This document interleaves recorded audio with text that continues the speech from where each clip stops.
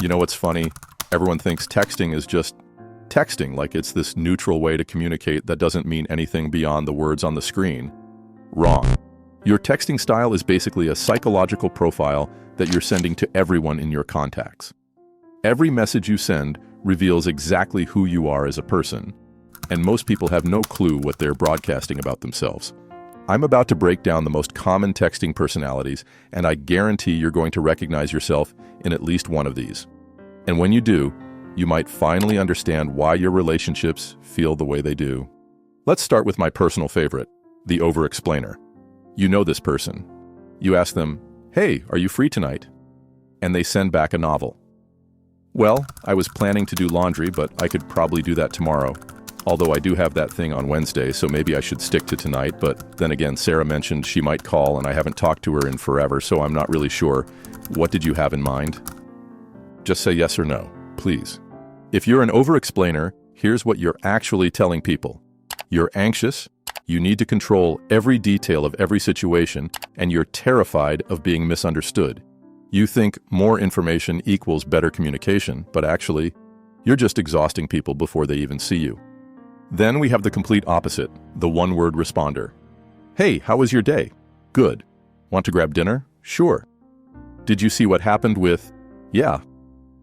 If this is you, congratulations. You've mastered the art of making people feel like they're bothering you just by existing. Every conversation feels like pulling teeth, and you wonder why people stop reaching out. Here's what your K and yeah responses actually say about you. You're either emotionally unavailable, passive-aggressive, or just genuinely lazy about relationships. Either way, you're training people to stop trying to connect with you. But wait, there's more. Let's talk about the double texter.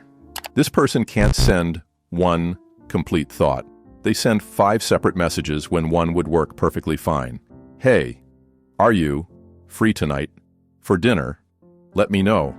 If you do this, you're basically announcing to the world that you can't handle silence. You need constant stimulation, immediate responses, and you're probably checking your phone every 30 seconds to see if they've read your messages yet. What you think you're doing, being casual and conversational. What you're actually doing, looking desperate and needy. Then there's the emoji overuser. Every message looks like a rainbow exploded. "Hey girl, want to get coffee? It's been forever, let me know." Look, I get it. Emojis can add tone to text, but when every message looks like a teenager's diary, you're not adding personality. You're hiding behind symbols because you don't know how to actually express what you mean with words. And people can tell. Now let's discuss my least favorite, the ghost. This person reads your message immediately but doesn't respond for 6 hours, or 3 days, or sometimes ever. If you're a ghost, you probably think you're mysterious or important or just bad at texting. But here's what you're actually communicating. You don't respect other people's time, you think you're too important to respond promptly, or you're so overwhelmed by basic human interaction that you shut down. None of these are good looks. Finally, we have the perfectionist. This person rewrites every message 5 times before hitting send. They're analyzing tone, checking grammar, making sure they sound just right. If this is you, you're wasting an insane amount of mental energy on things that literally do not matter. You're so afraid of saying the wrong thing that you end up saying nothing authentic at all. Here's the thing about all of these texting styles. They're not just quirky personality traits.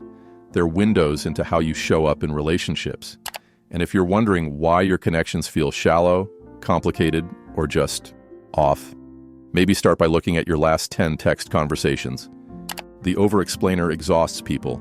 The one-word responder pushes people away. The double texter seems desperate. The emoji overuser avoids real communication. The ghost disrespects people. And the perfectionist never says anything real. So, what should you do instead? Be clear. Be timely. Be yourself without the performance. Match the energy of the conversation. If someone sends you a paragraph, don't respond with K. If someone asks a simple question, don't write them a dissertation. And here's a radical idea. Actually say what you mean. If you're busy, say you're busy. If you're not interested, say you're not interested.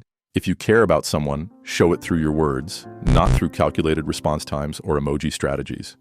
Your texting style isn't separate from who you are. It's exactly who you are, distilled into digital form. And if you don't like what your messages say about you, maybe it's time to change how you show up. Because here's the uncomfortable truth. People are making decisions about you based on how you text. They're deciding whether to invite you places, whether to trust you with important things, whether to invest in a relationship with you.